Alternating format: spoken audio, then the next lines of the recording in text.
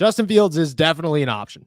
It becomes a little bit complicated, and I think you have to talk about every piece of that. Obviously, he's only got one more year left on his deal. And are you going to pick up his fifth year option? Who knows? I think you could extend him.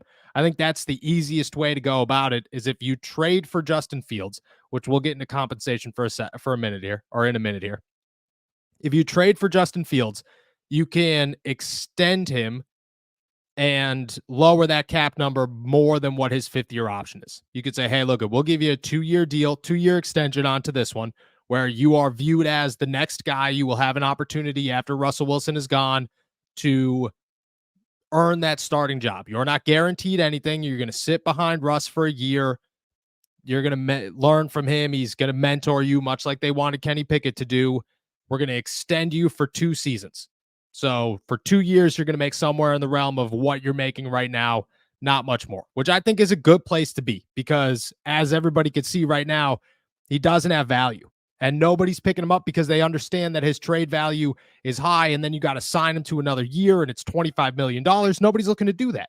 So if the Pittsburgh Steelers could get him to say, hey, look I'll add 2 more years to my contract for, I don't know, $4 million, $5 million a season.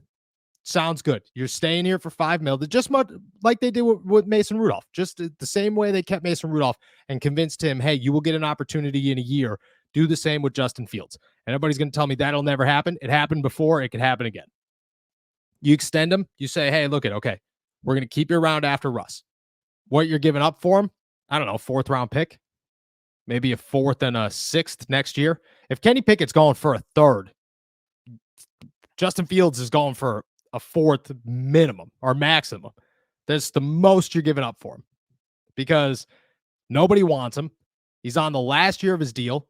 He's got a lot of questions, and the Chicago Bears don't need him, so they don't hold any leverage. Nobody's sitting around in Chicago going, man, we got the upper hand in this trade. Doesn't happen. I think you get him for a 4th. I think you could get him for less. I think you could call the Chicago Bears in a week and say, hey, or tomorrow and say, hey, look we want to get Justin Fields. We'll give you next year's 5th round pick. And, this year's, we'll give you a 2/6 or a 6th. We'll give you a 6th, next year's 5th, and next year's 6th. Something crazy like that. And again, people are going to say that'll never happen. It happens all the time. It happens all the time. And I could see it happening again. I think Justin Fields is, I wouldn't say likely, but I think that's the biggest, splashiest. This one could happen for the Pittsburgh Steelers. I think this is the first time this is realistic for the Pittsburgh Steelers. I think every other time we talked about it, it was okay, cool, but are they willing to give that up? Are they willing to give up that draft capital? It makes sense. I would give up that draft capital, but would they? Where we sit here right now, I think Omar Khan could pull anything off. I think he's been pulling everything off.